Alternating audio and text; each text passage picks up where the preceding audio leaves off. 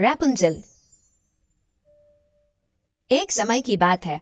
एक आदमी और उसकी पत्नी एक छोटे से घर में रहते थे जो खूबसूरत बगीचे के नजदीक था, जो एक चुड़ैल का था। उसकी खिड़की में से फूल और औषधि उगते हुए दिखाई देते थे, पर कभी भी उसे लेने की उसकी हिम्मत नहीं होती थी, क्योंकि उसे पता था कि अगर वो उसे लेने की हिम्मत करेगा तो चुड़ैल के काले जादू का शिकार बन जाएगा। एक दिन उसकी पत्नी को बुखार आया। उसे लगा कि अब वो मृत्यु को प्राप्त करेगी। अब उसे एक ही औषधि का रास्ता दिखा, औषधि रैंपियन, जो चुड़ैल के बगीचे में उगती थी। उसका पति अपनी पत्नी की जान बचाने के लिए कोई भी जोखिम लेने को तैयार था। एक दिन वो चुड़ैल के बगीचे की दीवार चढ़कर गया। वो रैंपियन के पत्ते तोड़कर घर पहुंच गया। उसकी पत्नी ने वो खाई और वो स्वस्थ हो गई। पर ये सब लंबे समय तक नहीं चला। वो फिर से बीमार हो गई। इस बार उसे औषधि के पत्तों की जगह जड़ की जरूरत थी। खतरा मोल लेकर पति फिर से दीवार कूद कर गया और औषधि की जड़ उखाड़ने लगा।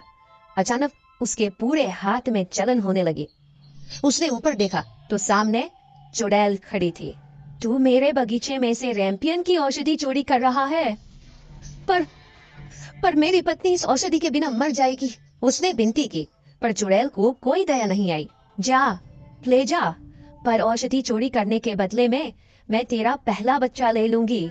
मैं उसे जन्म लेते ही उठा ले जाऊंगी।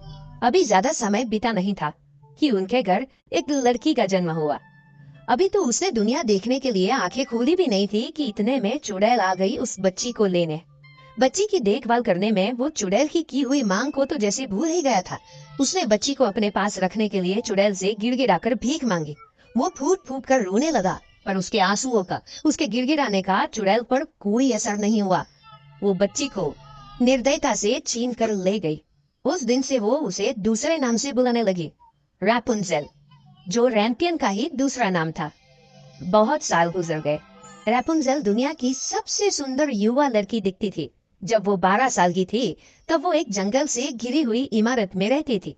इमारत में न तो सीढ़ियां थी, ना ही दरवाजा। रैपुंज़ेल की खिड़की में जाने का सिर्फ एक ही रास्ता था, वो था पेड़, जो दीवार से लिपटा हुआ था। जब चुड़ैल को जाना होता तब वो उसे बुलाती, रैपुंज़ेल, रैपुंज़ेल, तेरे बाल नीचे आने दे। लड़की के बहुत सुंदर और सुनहरे बाल थे। वो अपने घने लंबे बाल खिड़की में से नीचे फेंकती। चुड़ैल ऊपर चढ़ने के लिए उसके बालों का रस्सी की तरह इस्तेमाल करती। एक बार जंगल से गुजरते हुए एक राजकुमार रास्ता भटक गया। वो उस इमारत के पास से गुजरा। उसने बहुत सुंदर आवाज सुनी। ऐसा गाना गाते उसने कभी नहीं सुना था। इतने में उसने चुड़ैल की आवाज सुनी, रैपुंज़ेल, रैपुंज़ेल, तेरे बाल नीचे आने दे। उसने खूबसूरत सुनहरे बालों को नीचे आते देखा, जिस पर चुड़ैल चढ़कर गायब हो गई। राजकुमार ने उस लड़की को देखा जो बहुत अच्छा गाती थी। उसने चुड़ैल के जाने तक की राह देखी। फिर उसने कहा, रापुंज़ेल, रापुंज़ेल, तेरे बाल नीचे आने दे। सुनहरे बाल नीचे आए और वो इमारत पर चढ़ गया। जैसे ही उसने रैपुंज़ेल की सुंदरता देखी, वो उसके प्यार में पड़ गया और उसे पत्नी बनाने के लिए पूछा। रैपुंज़ेल ने चुड़ैल के अलावा किसी को नहीं देखा था, इसीलिए वो खूबसूरत पुरुष को देखकर आकर्षित हो गई और उसके साथ भाग जाने के लिए तैयार हो गई। उसने कहा, जब भी तुम मुझे मिलने आओ, एक रेशम की रस्सी लेकर आना। हम उसकी सीढ़ी बनाएंगे और उस पर मेरे बाल लपेटकर हम साथ में घूमेंगे और ढेर सारी मस्ती करेंगे। राजकुमार हर शाम उसे मिलने आता, क्योंकि चुड़ैल उससे दिन के समय में ही मिलती। भागने का दिन बहुत नजदीक था, जबकि रैपुंज़ेल को राजकुमार के अलावा कुछ भी दिखाई नहीं देता था। रैपुंज़ेल ने चुड़ैल को कहा, किस लिए वो अच्छा नहीं हो सकता? तू तो मेरे राजकुमार से भी ज्यादा उठाने में भारी है। और चुड़ैल को लगा कि रैपुंज़ेल उसके खिलाफ जा रही है, इसलिए गुस्से में आकर उसने उसके बाल ही काट दिए और खिड़की में बांधकर लटका दिए और रैपुंज़ेल को दूसरी खाई की एक गुफा में बंद कर दिया। राजकुमार शाम होते ही वापस आया और रोज की तरह उसे बुलाने लगा।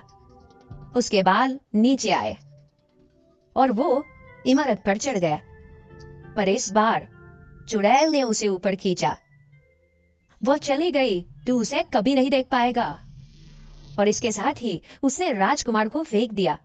वो खिड़की में से सीधा कांटों की झाड़ियों पर गिरा और उसकी आंखों में से खून निकलने लगा।